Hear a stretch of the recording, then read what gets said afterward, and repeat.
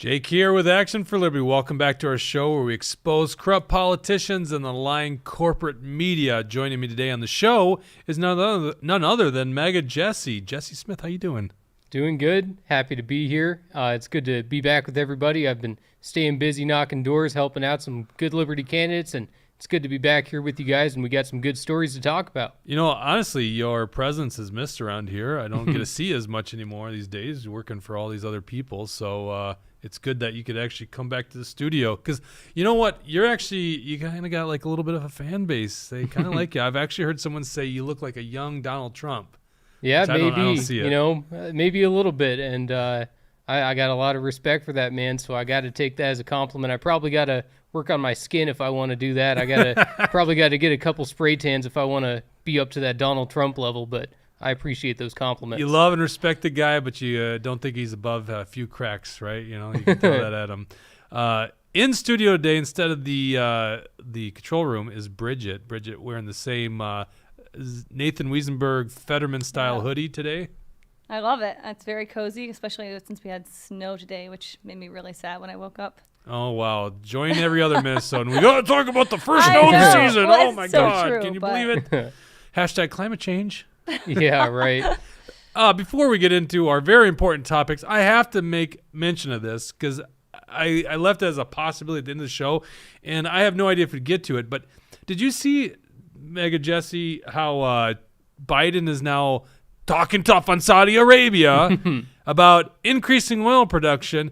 And I'm like, wait a second. I thought the climate was changing. I thought the earth was warming, right. And yet you're actually asking for more oil production. Isn't it contrary to what you've been saying for 20 years now? Right, exactly. He's been saying Saudi Arabia needs to be the ones to increase the oil production so that we can buy it. And unfortunately, Joe Biden wants to destroy American energy. He wants to take away the ability for Americans to be fracking. He wants to take away the ability for us to provide our own energy, become energy independent. He's keeping us reliant on the world. And not only that, he's keeping us reliant on Saudi Arabia. On fossil fuels. The fossil fuels that are creating climate change. Supposedly. Does it matter if it's coming from Saudi Arabia? Isn't it still climate change? Yup, exactly. According to them, at least. Well, listen, I don't believe these bozos for a second because you guys all know Obama's got his big multi-million-dollar mansion and big estate on Martha's Vineyard that's right on the coastline. So if the ice caps are melting and global temperatures are warming so that all the sea levels rise,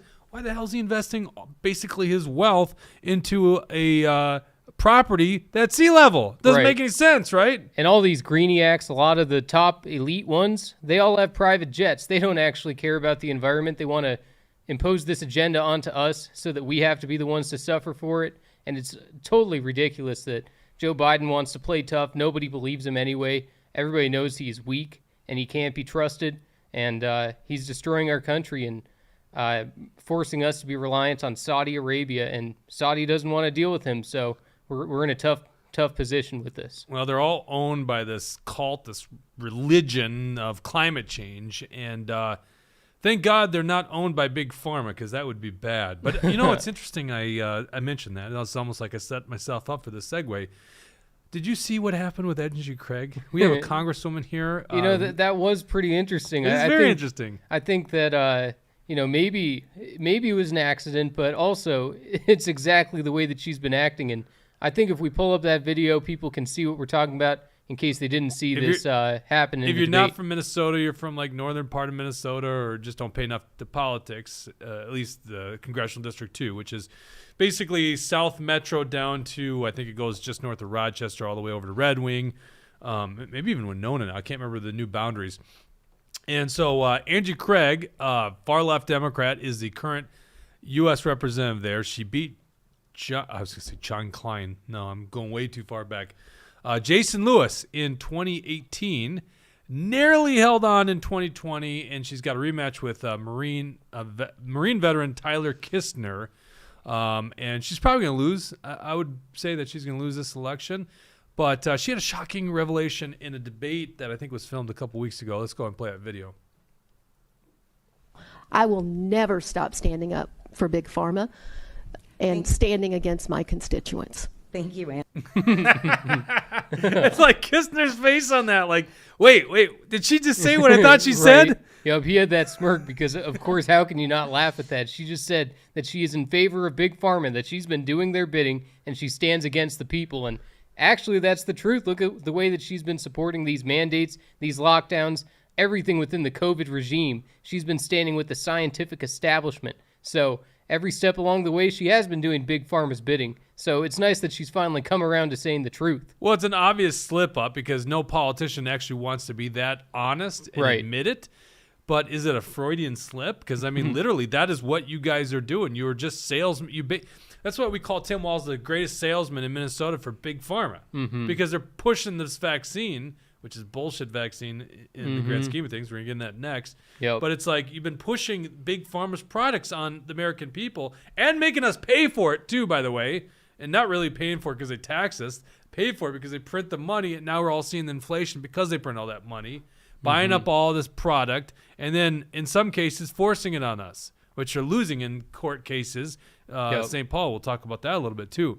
So it's really interesting she says this because it's obviously a slip up. They don't want to say that. And that's why Tyler Kessler's looking at it like, oh, dude, did she really just say that? Yep. But is it really a slip up with the truth? That's the thing. It's not. It's clear. Actually, I'm not speculating, right, Jesse? Clearly she did not slip up on the truth. Oh yeah, they not are at all. Bought and paid for by Big Pharma. That is a fact. And she said that with so much confidence too. At the same time too, she was convincing. I believed her. I mean, what's not to believe? Yeah, the evidence shows it. That's what they do. And Big Pharma is like one of the largest. I think it might be the largest lobbying force in D.C. You can fact check me on that one there, Dawson. It's definitely up the top. So who cares if it's number one? It's definitely up there. Yeah. It's probably, it's probably second to the military-industrial complex, right?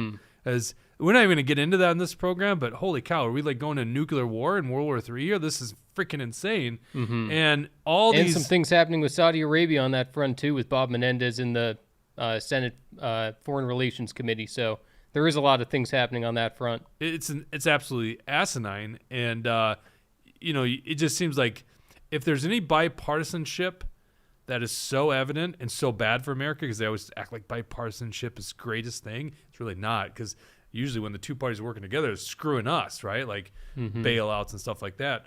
But they're bipartisan on like giving aid to Ukraine and fighting Vladimir Putin, who has the second most nukes in the world, by proxy.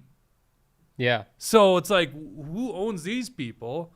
And there's a lot of people that can make a ton of money off of the potentiality of war, and especially off of war, which would be really bad for the world and certainly bad for America. Yep, and then especially bringing it back to this COVID thing, when a virus is unleashed into our country and the rest of the world through the Wuhan lab, that still deserves to be said, and that's still the truth. And but like you're saying, when that virus happens, just like when there's potential for war, there's all kinds of outside interests that are looking to make money and profit off of it. And in this case, it's Big Pharma.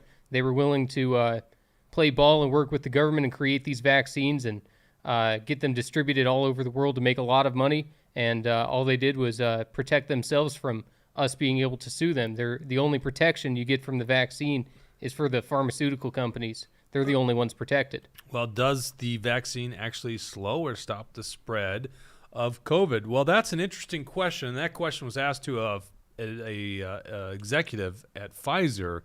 I think it was this week. If it wasn't, it was just reported this week. Pull up our article there, Dawson, that we did on this. This is in front of the European Union. Now, we took some liberties with a photo of Anthony Fauci, who's up there as one of the top salesmen for the Big Pharma. And so a Pfizer exec, let's see, her name is Janine Small. She serves as president of the Vaccine Division International Development Markets for Pfizer. So she's in front of the European Union Parliament, and she's asked a question by a conservative member. I think the member is from one of the Scandinavian companies, if I remember right. Anyhow, let's play that video. Was the Pfizer COVID vaccine tested on stopping the transmission of the virus before it entered the market? If not, please say it clearly. If yes, are you willing to share the data with this committee?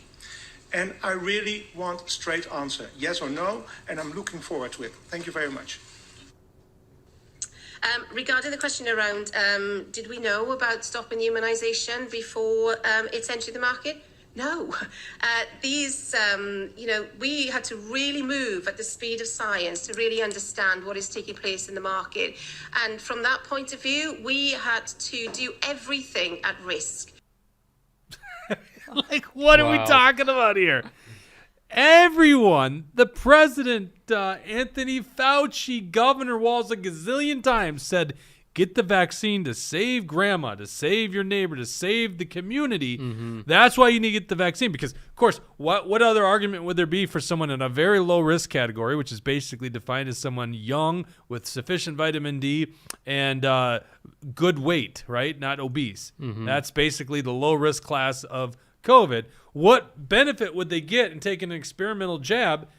Well, it's better for stopping the spread. And that's literally what they said. Is like, we're literally going to end this pandemic if we all get vaccinated. Yep, and that was the changing metric by Fauci. Before it was we need 50% of people. Now we need 60%. Now we need 70% of people to be vaccinated.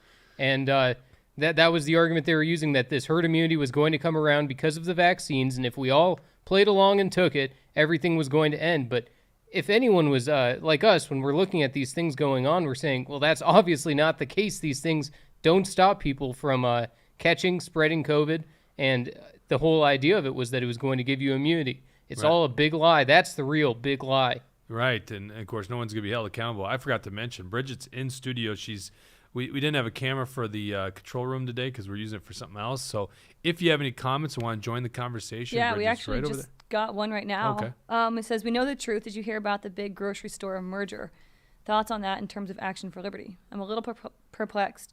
Seems like creating a monopoly. So I didn't hear about this at all. Well, first of all, who the hell is saying that? You got to tell me. Aaron, sorry, from Aaron Rasmus. Oh, well, Aaron's good people. So, no, I don't know about this. There's a grocery store merger. God, it's sometimes hard to keep up with all the news. Grocery store merger. I'm just going to do this on the fly here since we weren't even tracking the story. Two of the largest supermarkets in America are merging. Oh, it looks like it was just announced. Kroger and Albertsons. Yeah, I don't know. I'd have to get into that, Aaron. Appreciate the alert, though. We're not tracking that story, obviously. So I think what's so fascinating is, and I think, Jesse, you want to talk about Alex Jones if we get to it later, who's supposedly lied about Sandy Hook, which is fascinating how the media is reporting what actually happened. But it's like this guy just had the largest defamation suit against him, like $900 million, right? It's like, it's actually interesting watching his response because it's like, what? Like, there's no money there. Like, what are you talking about? Yeah. So he has this for what he said, and then meanwhile, they're literally, it's almost like you could just say a broad statement of all mainstream politicians, and certainly some on the right too, but definitely on the left, that all said, get the jab because it's going to stop the spread of COVID. And they called it breakthrough cases. We've had a lot of reporting on this because every time a major prominent Democrat politician gets COVID, we always go, oh, another one of those rare breakthrough cases. And eventually they changed their narrative on it because it was such a lie. Obviously, this wasn't the case. But it's like they told us that, and there was no studies.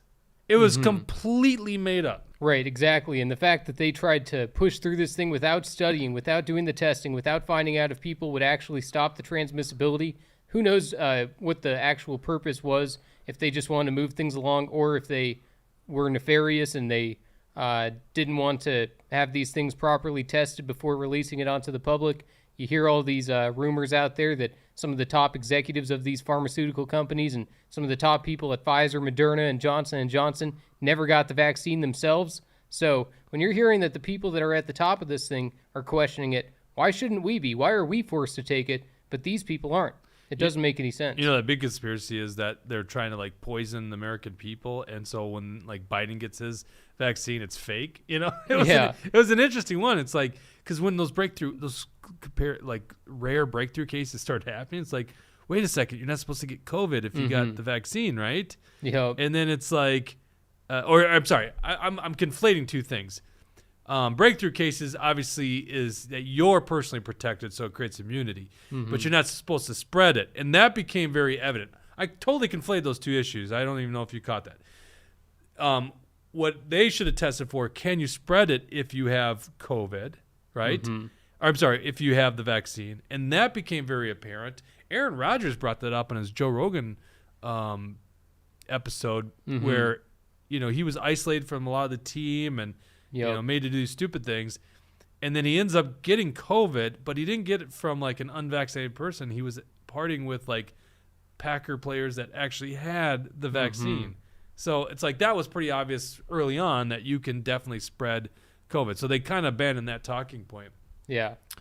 But yeah, that Aaron Rodgers Joe Rogan interview was very interesting, and also Aaron Rodgers went on Bill Maher's podcast, and that was also a very interesting conversation because Bill Maher is someone from the left who is starting to realize that we can't allow this COVID craziness to go on forever. We can't have boosters forever, and he stood up to a lot of it, and he's actually willing to have conversations with Aaron Rodgers and these other defiant voices. I wasn't aware of that, honestly. Yeah, no, it's pretty interesting. I didn't know he was on that program, but yeah, it's interesting. Like Bill Maher comes from, more of the free speech and pro health freedom wing of the left, which was pretty commonplace up until, God, I don't know, within a decade ago. Right. Yeah, there used to be a bunch of leftists who were about organic food, who were about health freedom and people being able to choose what they want to do with their lives. There was more of a libertarian type wing, but that's completely faded away, and those Democrats are gone. They're either independents, Republicans, or something else, and we're seeing that even with Tulsi Gabbard, for example. She just left the Democratic Party, and there's lots of people doing that. Well, I don't know what the modern left is because, their president right now is asking for more fossil fuel production. Right, yeah. Makes sense. Obviously, they have a tough election, and gas prices are a big deal, so we really know how much they really care about the climate and saving the world, right? Yeah. You got a comment? Oh, actually, Liberty Longbeard did chime in about Angie Craig. And he linked. Do we have his picture? No, I don't think so. Let me show you. I want you to zoom in because Tushy sent me a picture of Angie Craig. Zoom in. Oh, hey, Tushy, you need to charge your phone. You're on yellow already. See, look at this. There you go. There's Angie Craig. What does the tweet say? It's easy to demonize someone for cucking to the corporate pharmaceutical industry, and then he tags Angie Craig, has taken heat for unequivocally stating her unwavering support for Big Pharma at the Minnesota 2 debate. Just remember, Angie Craig supports independent pharma reps too, evidenced here. Oh. Independent. That's good. I'll zoom back in. I'm sorry. I didn't know you were cracking a joke there, Tushy, so I completely screwed up your punchline. So let me read that again. Just remember, Angie Craig also supports independent pharma reps too. Evidenced here. Now, this is an infamous. What happened to my? Oh, I got to turn it this way. This is an infamous press conference. I think she was just a new freshman legislator. We almost have to find this now to play it. She looks coked out of her eyes. Type in, Dawson, Angie Craig coke eyes. Zoom back in there. You're way out. There you go. Come back in. You're way out of focus. There we go. Bring it back in. Thank you. Got to get this Wiesenberg for America. Wiesenberg just noticed Jesse's mustache in support of Wiesenberg's campaign, apparently. There you go. Yep, that's right. Is that what it is? Sure. Okay. Type in Angie Craig. I'm guessing Coke Eyes comes up. Now, what did Liberty Longbeard have to say? Everything you just read, actually. He just had that. Did he recycle his joke? Yeah, it's literally copy-paste. Why isn't he in studio today? I didn't even think to ask him. He could have got wings out of the deal. Oh, God bless that guy. We have got to show you this video because it's fascinating. And, I'm not a expert on the subject, but you would think that she might have been under the influence of something during the press conference. Did you find it, Dawson? Yeah. All right, let's play it. Yeah, that's it. Every once in a great while, you get to participate in a it will never happen moment. And we are witnessing that today. The other value of technology, I will point out, was after a round of intense finishing conversations and negotiations over the weekend that started on Saturday morning with the Speaker and myself and the trade rep, Robert Lighthizer. We went back and Mr. Trump, the Speaker, was on a hunting expedition. We spoke with him frequently. What is with that? Look at the Speaker, eyes. Oh, my God. Talked to me earnestly about we're near. And on Sunday, what's the explanation Tom for Brady was about to take it in, all of a sudden I looked at my phone. It said Pelosi for caller ID. Long wisdom tells me the hell with Brady. All right, let's stop it there. I mean, you can go watch the rest of it. I think it actually gets worse during. I don't know what the logical explanation of that is. Maybe some actual pharmaceutical drugs that maybe mimic the. Yeah, that didn't look like it was just nerves. It didn't look like it was just she was a little bit shaky. That looked like something else. That was very weird. Yeah, and that leads to speculation. I think the next story I had was the St. Paul vaccine mandates. Just pull up that article because I want to go into Fetterman since we're talking about crazy Democrats. We got to talk about Fetterman. Well, and this is another example of crazy Democrats well, too. Fair point. That's a good point. ActionForLiberty.com. St. Paul drops experimental vaccine mandate for city. So if we could put a button on or a bow on the story on vaccines.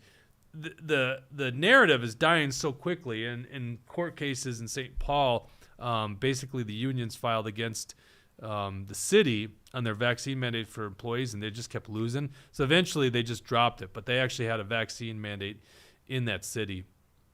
Yep, and especially, somewhere like St. Paul with all of the crime that we've seen, they need as many police officers as they can get, and they were firing police officers because they didn't want to get the jab. And well, did they actually fire them? They would have. Well, I'm sure they would have, right? Yeah. And maybe some had left just out of the fear of losing their job anyway, so they just packed up and found another place of employment. Right. All right, so let's get into Fetterman. We got to get into Fetterman sanity. So one would look at Bridget and me today in studio, and they'd go, well, those people literally are not going anywhere in life, and they're just, showing up in hooded sweatshirts, like not very professional. Yeah. No, actually, Bridget and I are running for U.S. Senate. That's what we wear, right? Oh, yeah. Right. Okay, you guys broke this story to me. I wasn't following Pennsylvania politics because I'm a normal person, not like you and William. Yeah. And so you break the story to us. I think this was like 2 or 3 weeks ago, and I'm like, who's this Fetterman character? Yeah. Do we have a still shot of him? We got it. Well, what's the video I've got? So there's a couple of things going on. So this is something that was brought up during the primary campaign. I had known about this, but this is a very interesting part of John Fetterman that doesn't go too widely talked about because the left would not like him if they knew about this in detail. And that's what's making this so interesting. So John Fetterman was attacked by a Democratic primary opponent. Actually, just play that video. I don't want to spoil it. All right, so this is from a Democrat primary debate. Yep. All right. Malcolm Kenyatta is who he is debating there. The debate one. Yeah, we're going out of order. Yeah, Jesse just took over the show in case you weren't tracking. No, not that one. That's the one I queued up. See? I'm telling you, Jesse just took over. He's getting me off my game now. Yeah. No, I'm actually very curious to what you got here. So, is this the short? Yes. It's a YouTube short? Yep. Okay, there we go. Let's see this thing. Question is, did you point a 20-gauge shotgun at the chest of a black man, and you have an opportunity with all of Pennsylvania watching to say, I'm sorry. Are you going to say I'm sorry today, John? That never happened. So you're not going to say I'm sorry? That never happened. So you still refuse to say I'm sorry to this day? I'm the only Democrat that successfully confronted You're the only gun Democrat violence. who used a shotgun to chase down an unarmed black child. The question is, did you point a 20-gauge... that is a very... you got to tell us about this. Yep, so this was an event that took place in 2013 where John Fetterman was the mayor of Braddock at the time, where there was supposedly some armed robbery or something along those lines where there was a crime that happened. John Fetterman, as the mayor, was trying to track down this guy and find out who it was. And it was a black man that they were going after. And then John Fetterman thinks he spots this guy out on the road. It's just a random black guy jogging. He brings out his shotgun, points it right at his chest. And next thing you know, he's got all these officers surrounding him. This guy was innocent. He had nothing to do with the incident. I remember this story. This was John Fetterman that did that? This is John Fetterman at his finest. Absolutely. Yep, he was the one who had stuck the shotgun in the black guy's back and had said that, he was sitting there threatening him. And you should pull up that ad that explains the story a little bit more, and it actually my shows God, the jogger. And I'm surprised. Yep. So that's you send it to one, Dawson? He's giving one me the- titled Oz ad in the email. But yes. As mayor of Braddock, John Fetterman chased down an innocent, unarmed black man. He says Fetterman followed me into North Braddock and pulled a shotgun and aimed it at my chest. Fetterman falsely accused the man, triggering a confrontation with police. I mean, there's a mayor with a shotgun and 6 other cops surrounded me. What else can I do but this? I believe I did the right thing, but I may have broken the law during the course of it. John Fetterman, reckless, risky, wrong for Pennsylvania. American So leadership. this is What the hell's going on And- here? How's and this guy also- still in the... Right, and how did he become the Democratic primary nominee even as that story was going on? It was amazing to me because it was very clear that he was the front runner throughout the entire primary. He had the stroke the day or two before the election, so there wasn't enough time for people to understand what had happened and how badly it affected him, and so a lot of voters probably didn't even know that he had a stroke when the election day came, and a lot of them also didn't know about this incident where he had chased down this guy with a shotgun. And it is crazy that he went after an innocent guy.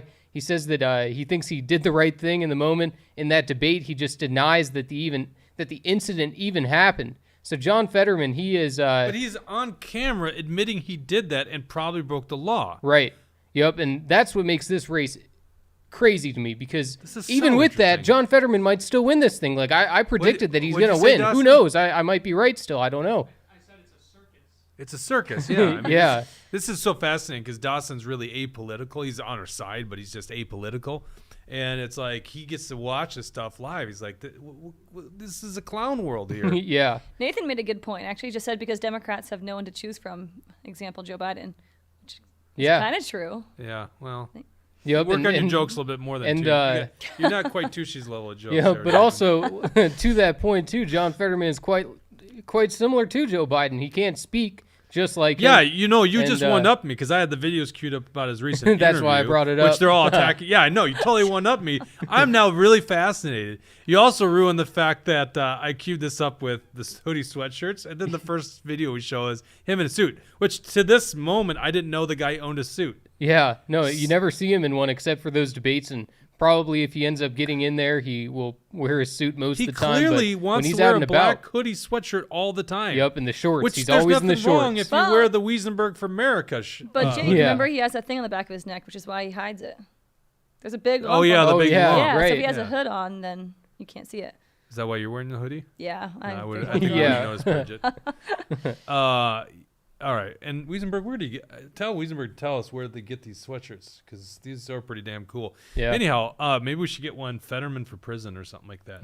Something like that. Yeah. Well, because just think about it. The guy's jogging. He goes up to him with a shotgun in his chest. Mm-hmm. Isn't that assault with a deadly weapon? Oh yeah, I mean there is no way that a common person like me or you or anybody else could get away with this. or a It's black only- person? Yeah. Oh yeah, 100%. And The guys that he's supposed to like stand up for here as the far leftist. yeah, exactly. Yeah, And jeez. that's, Yeah, how many black people? Let's just throw this at the left there. How many black people could pull out a shotgun, put it in the chest of someone, and not end up in jail? and not end up dead. That damn white You privileged John Fetterman. Oh yeah, no, exactly, and he's got the police there on his side as they're showing up because they think that John Fetterman has just captured this guy. When the guy is just in shock, he can't believe what's going on. And he's got his life threatened. He's got to put his hands in the air, and it's all because John Fetterman can't tell the difference between one black guy and another. I mean, John Fetterman, this guy is crazy. But like I said, he might still win. Dr. Oz is not running a good campaign, and Dr. Oz is when you see some of his commercials and ads, he's so out of touch. He's going to grocery stores talking about these fancy foods that nobody else eats. And he says, God! look, don't it's do $20 now. He's out of touch, and also he's a New Jersey guy, and that's why John Fetterman needs to keep hammering that home. But yeah, but see, isn't this? I don't know Fetterman's story obviously that well because I'm learning so much here from you, Jesse. Because that's apparently all you do at night is watch other politics from other states. Some of what I do. Yeah, some of what you do. You do also pay very good attention to Minnesota. We want to break we weren't ready to break a story today, but we have an interesting story from Itasca County that we'll probably report on next week. Yeah, no, and that will be very interesting, and we'll get all the details smoothed out and everything so that we can provide you with just the truth, and you can. Well, we'd probably go be from there. ready today if he wasn't spending so much time on Dr. Oz and John Fetterman. Yeah, but the material's so good. I didn't know this stuff. So when did he start wearing these hoodie sweatshirts? I think that's what he's always been doing. So no, I think he was clearly wearing. In that, go back to that video, the ad. He was wearing, I think, a Carhartt jacket. Let's go watch. We have to watch that video again. If you can taste your The decay ad teeth one. will have Dawson. Yep. Oh God! Oh, there's don't an you ad love for it? the ad. There's an ad for the ad on YouTube. That's right. I want the ad playing because I don't think he was wearing a hoodie in that ad. I think he was wearing like a Carhartt jacket. Yeah, and his beard was a lot different there too. Yeah, and he didn't have as big a hump. Yeah. Of Braddock, John Fetterman chased down an innocent, unarmed black man. He says Fetterman. Is it a Followed me hoodie, into North Carhartt? Braddock and pulled a shotgun and aimed it at my chest. Fetterman falsely accused the man, triggering That is like just a confrontation with button-down police. shirt there. There's a mayor with a shotgun. See, and the 6 hoodie's other the new cops surrounded thing. me. What else can I do but this? I believe I did the right thing, but I That's may have okay. Stop. broken Oh, the yeah. law. Stop. See? Yeah, that's just like a a car. trench It's like a coat. Carhartt jacket. First of all, this guy comes from a really wealthy family, right? Mhm. We learned that about him. He lives with his parents still. Is that correct? You know, I don't know about I that. don't know. Okay, but he's basically, comes from a very privileged family. Even though he looks like he comes right from the mines. I was Yeah. gonna say the range. Yeah. I don't know what they call it over there. It looks like he's an Iron Ranger over here in Minnesota. So at some point he adapts the hoodie. So let's go to my video. So this is a fascinating story. So the guy has a stroke. This is 2 days before the primary election. And so now he's in recovery mode. Mm-hmm. And let's not forget to mention that his opponent is a esteemed cardiologist, right? Isn't Dr. Oz a Right. cardiologist, Yep. right? So obviously a celebrity doctor, but I think he's got pretty good credentials as a cardiologist as well. Mhm. And here's John Fetterman like stumbling over words. So NBC does an interview with him. Yep, the It's very newsworthy. first in-person interview that he's done since Right. the stroke, because he's all been doing everything just remotely. Yeah, he's since then. hiding like all the other Democrats. Right, That's the hiding in his That's the basement. strategy of all Democrats. They're all taking a page out of Biden's 2020 yeah. book. They're hiding. Like Tim Walz doesn't even really publish his public schedule. And anytime that he's going to do events that might have some people show up, like this one that happened 2 weeks ago in I was going to say Hibbing, not Hibbing. Where was that you went out Right, to? I know. I was just trying to think Where of the that hell too. is that? It's west of the cities. Big brain fart. Not as quite as far as Hutchinson. There we go. He cancels. So let's play this video. This is John Fetterman, his current mental capabilities. Yep. Dasha, we teased your story a moment ago, your sit-down with John Fetterman. This is the first face-to-face sit-down that he's done since his stroke. What was it like? How was his health? Yeah, Katie, let's just set the stage here. I mean, we are 4 Tuesdays away from voters heading to the polls here. And some folks have already submitted their mail-in ballots. I'm standing in front of the Board of Elections building where people are today, dropping off their ballots. And this is, as you mentioned, the first time that Lieutenant Governor John Fetterman has sat down in person for an interview with a journalist since his stroke. Now, Fetterman has always been an unconventional candidate, but this is a particularly unconventional interview. I will tell you, I sat down with him at his home back in May before the stroke. This was very different, including literally what the setup looked like. You'll hear him talk in just a moment as I preview some of our conversation about needing closed captioning for this interview. We had a monitor set up so that he could read my questions because he still has lingering auditory processing issues as a result of the stroke, which means he has a hard time understanding what he's hearing. Now, once he reads the question, he's able to understand. You'll hear he also still has some problems, some challenges with speech. And I'll say, Katie, that just in some of the small talk prior to the interview, before the closed captioning was up and running, it did seem that he had a hard time understanding our conversations. And I'll just let you take a listen to some of what we talked about here. You've been on this road of recovery. I'm sure it hasn't been easy. This is a serious health condition. This is a serious health issue that you experienced. What has that recovery process been like? How has it changed your day-to-day experience? It's everything. It changes everything. Yeah. Everything about it has changed basically having a conversation with your wife to having a conversation with your children, just, things, especially early after the stroke, the ability to really understand exactly what I'm being heard is, but it gets much, much better where I take in a lot. But to be precise, I use captioning. So that's really the major challenge. And every now and then I'll miss a word every now and then, or sometimes I'll maybe mush two words together. But as soon as I have captioning, I'm able to understand exactly what's being asked.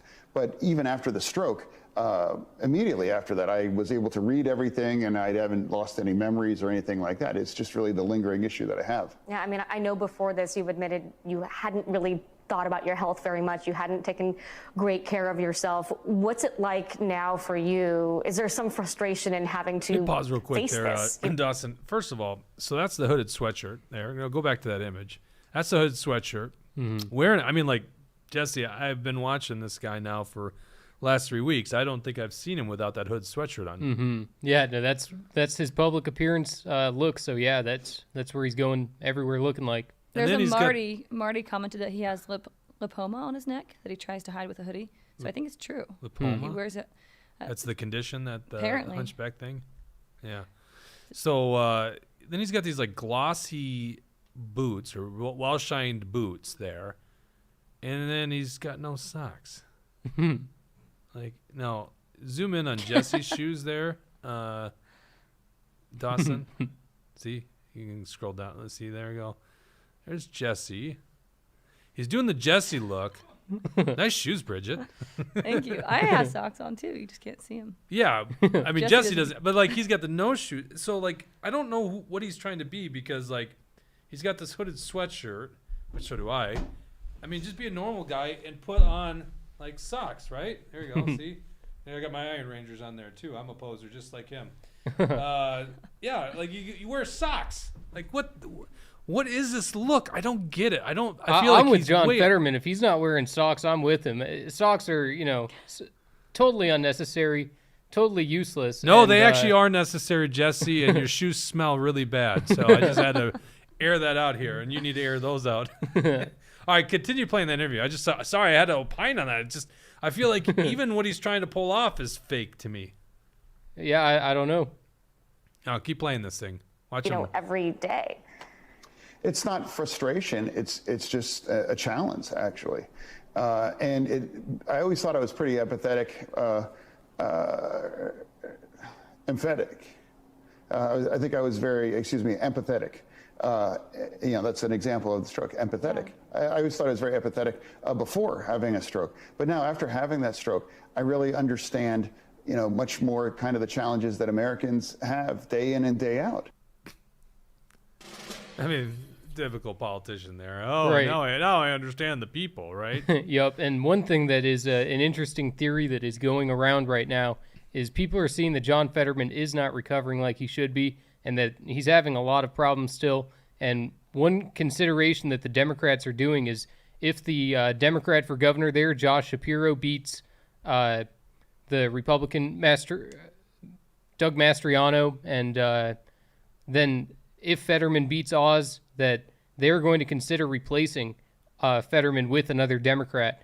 But, they might be happy with Fetterman being in there anyway because he won't be able to do much, and also he'll just vote along with the Democrats every step of the way. So they might be happy with that. Clearly they love guys without good cognitive function in office. I mean, that's where they get most of what they want passed. That's the typical Democratic voter. No, I wouldn't go that far. But I'm just saying, like, this Biden experiment, which is ridiculous. The guy's lost cognitive function, and he's like just doing all the bidding for them. It's fascinating to see this thing play out. Yeah, Fetterman is just you look at the guy and you think this guy is blue collar, and the story doesn't line up. And now he's got these health issues, which are really interesting.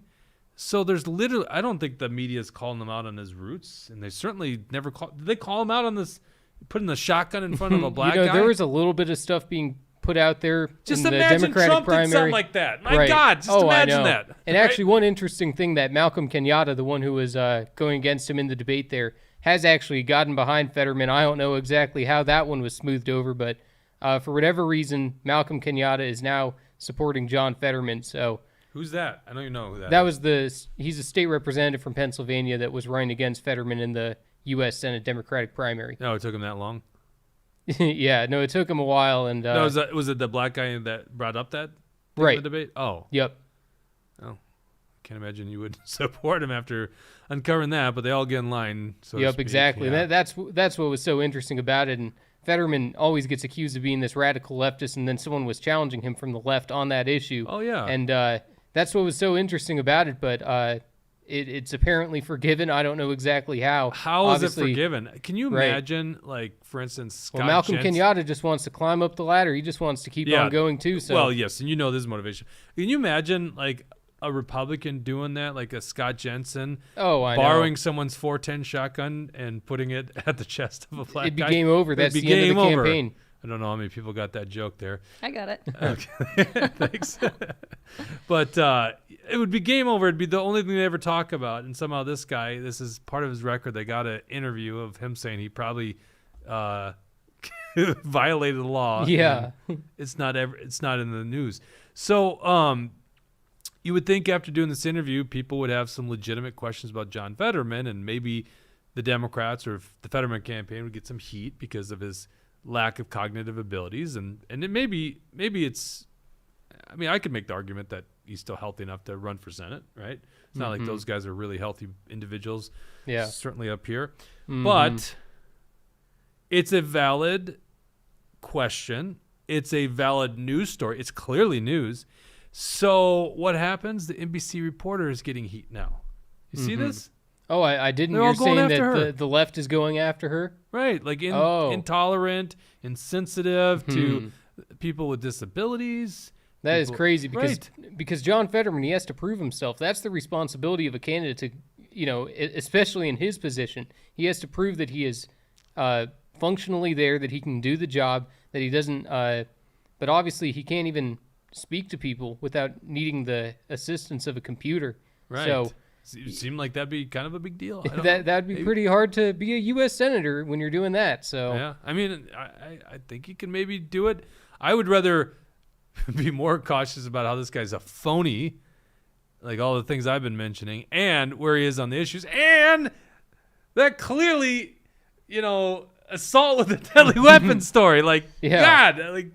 It's never amazing ending what the with left Fetterman. gets away with these days. Oh, I know, and especially with Fetterman, it's just never ending. That's the story that keeps on going. So. Oh yeah, we'll be talking about it. I can't. It's almost like more interesting than watching Minnesota results come in. All right, what do we have any comments before we go to the world according to Jesse here?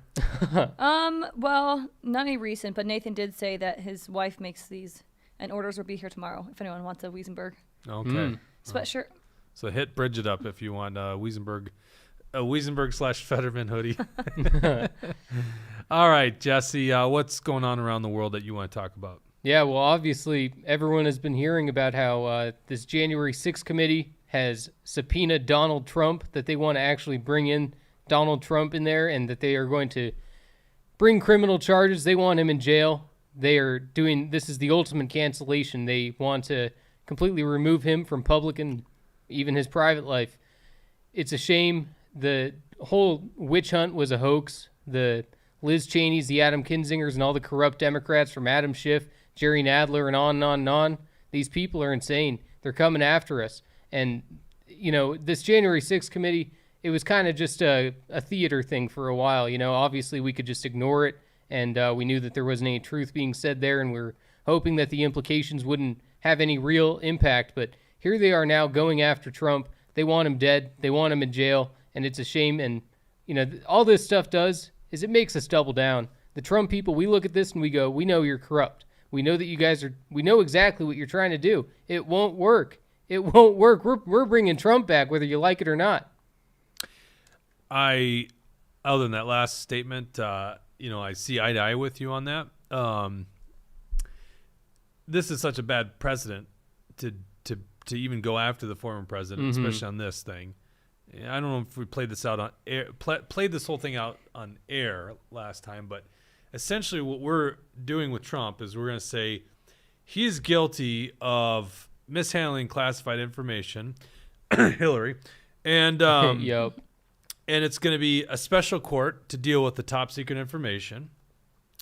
and then they'll prosecute him and convict him, throw him in prison, and then tens of millions of Americans who love and adore President Trump are going to ask, but what did he have? And they're going to go, well, I'm sorry, that's classified information. We can't tell you. Yep. Like, I don't see a good side of this thing. Now, with that being said, and that's the thing. With that being said, hold on, Jesse. Sure. For the sake of entertainment, the subpoena is pretty interesting. You know, let's get Trump in testimony. That'd be a good TV there. You know? It could be even better than the 2016 GOP primary debates because it would be all of them against him. It'd be just like when he did those press conferences as president that were always just slamming and berating this. Oh, yeah. He'd be like, all right, little Liz. Yeah, right. Lying Liz or something like that. They'd be like, Trump, did you do this? I plead the fifth. Yeah. No, it would be entertaining. And Trump obviously has the wits and smarts about him to know when he can answer questions, what questions have to remain confidential, and what things he just wants to mess around with them with. So it would be a lot of fun to see that. But also, if it plays into their hands at all, Trump is better off not doing it. But does it play into their hands? Because, you know, the base, the far lefties are going to think what they're going to think regardless. He now gets to make his case, and the media has to show it. Right? Yep, and that's the big thing. They don't even cover his speeches anymore. They don't cover what he says online. You got to be doing the digging for yourself. So they would be forced to cover that, and it wouldn't go in their favor. But I don't know. Could it? Because all those things are like traps, right?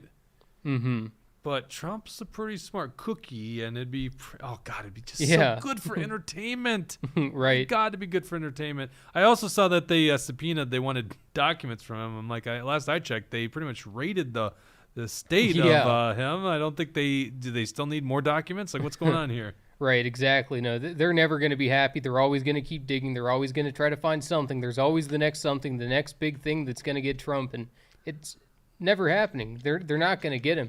And well, Jesse, it's good that they're going after Trump because they're not going after anyone else these days, right? Oh yeah, right. They're going after everybody, anybody that's Trump or anybody associated with Trump or anyone that's anti this. Oh, give me one example, Jesse. One other person out there that's possibly getting drugged through the shitstorm. You know, a perfect example is my main man, Alex Jones. You know, I Alex was setting Jones. that one up so well. You saw that. He just knocked that one out of the park. It's like Tushy.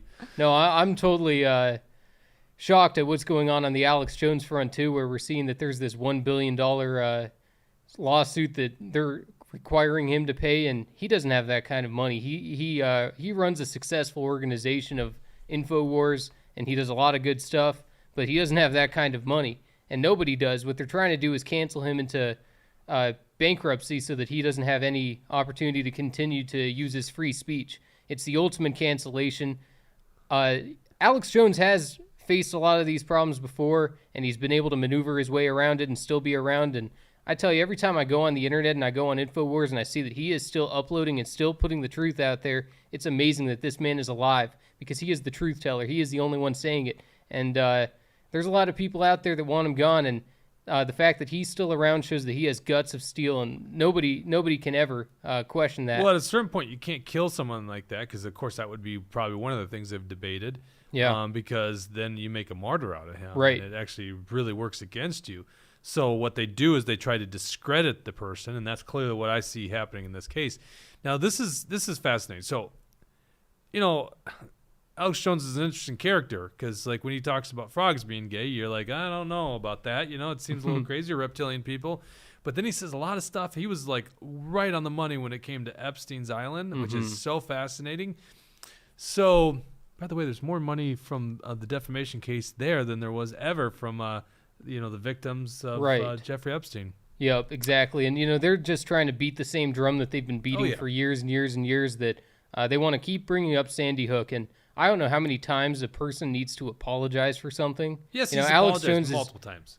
Almost every single interview he does, he's asked about it. He has to apologize again. And no amount of apologizing is ever going to But his great change the sin, situation. Jesse, if I'm not wrong, is he speculated at one time that it was a staged event. Fair point, right? Yeah. Because the government has staged events. I never believed that with Sandy Hook for 1 second. but fair point for him to at least cover and speculate on it. You know, it seems like the media speculated on something. Oh, yeah, stopping the spread with the vaccine. Yep, exactly. Where's my damages for that one? So let's play this video. Let's show people how the mainstream media is covering, because I think the story broke 2 days ago. And, of course, I'm like just doodling on my phone and come up on YouTube, and there it is on CBS. I was like, oh, my God, I don't believe a single thing these guys are saying. But if you watch CBS, which a lot of people are going to watch the shows like CBS, and they're going to go, oh, yeah, this guy's a dirtbag. You got that queued up there, Dawson? Let's go ahead and play it. But first, InfoWars host and conspiracy theorist Alex Jones has been ordered to pay nearly $1 billion to the families of Sandy Hook. I'm speculating this is actually the beginning of the show. Because he's, you know, they usually do like a little intro and he goes, but first, and this is the most interesting story to you. So it almost looks like this is the CBS Evening News, National Evening News, and they got a lot of important things to cover. Hurricane damage, John Fetterman's health. Right. But they got to break the news story on this case as if this matters to the vast majority of people. All right, keep playing. Shooting victims. A Connecticut jury handed down the decision Wednesday. They put the price of his lies at $965 million. Jones spent years profiting off of false claims that the school shooting was a hoax. Stop right there. There's no evidence whatsoever Alex Jones profited off of that. You know, anyone that's got a show like us, you're going to cover a multitude of subjects, right? And in the case of Alex Jones, it's his business, you know. So he's selling products. He's probably getting donations, whatever else. I don't know, memberships to whatever it is for his platform, so that his show is successful, because obviously you have to have financing.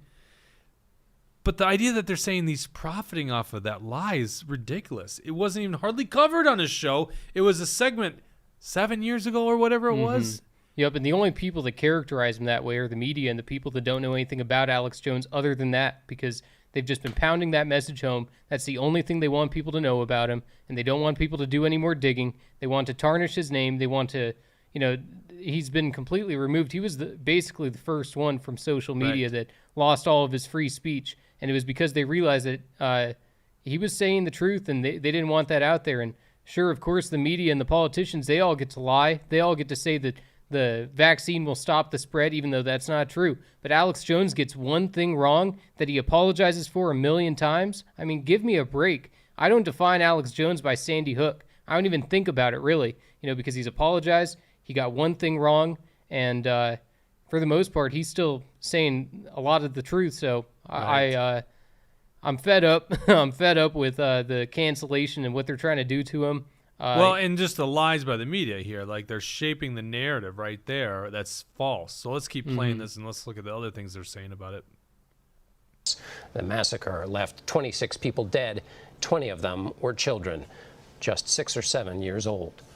I'm joined by our national correspondent, Nikki Batiste, from Waterbury, Connecticut, and Stephen Solomon, a founding editor of First Amendment Watch and a professor of media law at NYU's Arthur L. Carter Journalism Institute. First, Nikki, to you, walk us through what happened in court today. This is an incredibly emotional day. As the verdict was read this afternoon, I was sitting next to several parents who lost their young children. As their verdicts, their amounts were read one by one. They were emotional, reaching over to one another, but still really strong. I spoke with several of them afterwards. We heard from several at the press conference, and they say this verdict is the accountability that they were fighting for. And I just want to talk about a little bit, just briefly, about some of the testimony. It's what's really important to point out that Alex Jones started these theories, these lies, within 48 hours of the Sandy Hook shooting. Not true Just at all. 3 examples of testimony from family members. One father who lost his daughter. Alex Jones used video of him at his daughter's funeral to mock him, saying that he was an actor. Another father who lost his young son said he had threats from Alex's listeners saying they were going to desecrate his son's grave. Another listener saying they were going to dig it up. Okay, now stop there. So now Alex Jones's sins are the sins of somebody else. That's the other interesting, is someone listens to his show, and now he is culpable for everything that person does, which is a ridiculous statement. And not only that, but the media was twisting this narrative too, so that there were some, you know, the crazy supporters of Alex Jones, the ones that are nuts, the ones that are insane. They were listening to the media, and they're saying, oh, well, Alex Jones is telling us to go to these people's homes and protest them. Alex Jones never told them to do that. That's what the media was saying Alex Jones was trying to get people to do. So really, when these people were showing up, it wasn't Alex Jones's fault. It was the media's fault. They were the ones directing these people to go to the people's homes. So really, why aren't we asking the media, why were you profiting off of Sandy Hook? Why were you profiting off of this? Yeah, fair enough, because, covering this story, I'm sure when CBS goes to commercial break, they're making money off of this damn show, right? Yeah. So the real profiteers off of Sandy Hook and this tragedy is them. In fact, I didn't even think of this. When Sandy Hook happens, it's lots of coverage on Sandy Hook, right? It's like 24/7 with commercial breaks. Mm-hmm. So they're the ones profiting off of this stuff, like they do on everything, getting vaccines and war and all that kind of stuff. The ruling elite, this is their thing, is they want to destroy someone. If they just killed Alex Jones, which I'm sure was in the range of options, they're like, oh, we can't do that. He's going to be a martyr. So let's destroy this person. And this is like a great story, because who would side with somebody that is being a bully to people who lost their little children in a terrible event? No one would stand up for that. And granted, Alex was wrong in even speculating that stuff, but he at least apologized for it. Yeah. But why tell all these damn lies about it? I got to show you something. Google or YouTube, Dawson, Sandy Hook lawyer press conference. I want to show what these lawyers said. We're doing this on the fly, so we might not get this. The lawyers for the plaintiffs here, the families, that he goes on and he's talking about not buying Alex Jones products. He's like making a lesson. Let's see here. It's a press conference, so it'd be outside the courtroom. Keep going down. Wait, stop there. January 6th committee requests Alex Jones' phone.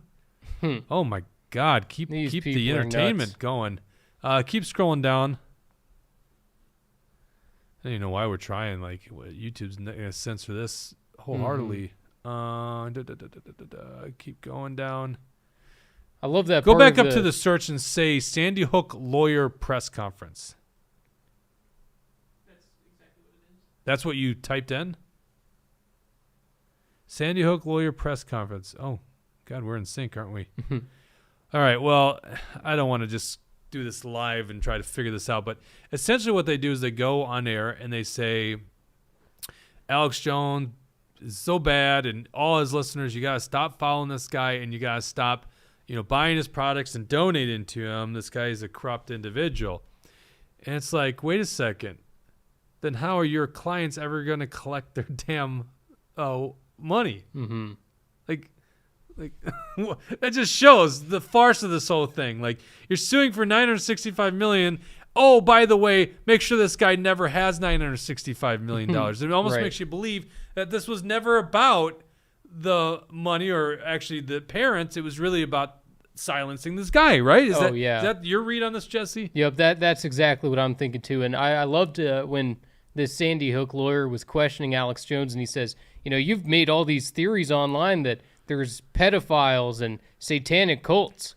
And Alex Jones goes, you mean like Jeffrey Epstein?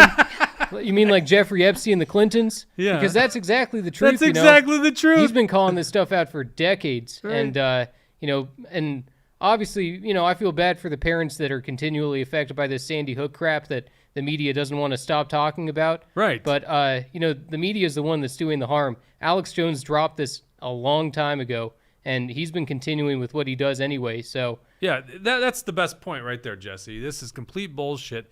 Alex Jones does not profit off it. He doesn't talk about it. It's all the media's hype, and I think it came from Hillary Clinton playing this up because she tied him to Trump, and this is like going back to 2016. Yeah. So it's a ridiculous thing, and so you're right. The media is more guilty, and that's what we do on the show is we expose corrupt politicians and the lying corporate media. And in this case, the lying corporate media is doing a lot of damage, and we all know the stories of was it Andy Sanderman? Is that his name? Andrew Sanderman? What's the kid that was the story with him, like supposedly mocking the old Indian fellow in Washington D.C.? Oh, sure. I remember that. I can't remember. Something like that? Nick Sanderman. Yes, yeah. Nick Sanderman. There you go. And then, of course, Kyle Rittenhouse. These liars. And then, of course, all the people that took the vaccine because of what these guys said. They completely lied about this thing stopping or slowing the spread, which is why a young, healthy individual would have got the vaccine early on. They were told by the media through lies that this thing was going to slow the spread. You're saving grandma, you're saving the more vulnerable communities by getting this vaccine, and that was a complete lie, and they're not being held liable for it. Yeah, and they said that this virus was created naturally, that it came from bats, when we all know it came from the Wuhan Institute of Virology. It was created with the gain-of-function research. We don't know that, Jesse. That is most likely what it is. See, now we're doing what they're doing. We're just assuming that this is a true thing, and it's not true. We don't know. No. We gotta assume by now. Well, we definitely assume all this cover-up was for something. Yes, we definitely assume. I think all fingers point at that. You just can't state it as a matter of fact, because we don't know, and we'll never know because it's done in China and it's done with lies from none other than Anthony Fauci. Yep, they destroyed the evidence. Exactly. All right, we got to end the show today. Unless you got any comments, we got to read before we part ways. I don't want to leave someone hanging there, Bridget. I don't think so. No, I mean, there's nothing. a few, but nothing that. I hate leaving people hanging. So, all right. Oh, actually, earlier on, Tom Newfield, I believe, said he loves this show. Keep going. Well, thank you, Tom. I appreciate that very much. Now we got to end it. Jess, I don't even think they heard that. Yeah, now we got to end it, he says. All right. All right. We got to get Liberty Longbeard back in studio. My God, I miss that guy. I haven't seen him. Jesse, I don't see you much anymore, Jesse, but I definitely don't see that guy. So anyhow, we're going to close up right here, and we'll be back probably a couple times next week. We're going to bring up the frequency of the show as we get closer to election season. So thank you very much for tuning in, and we will see you.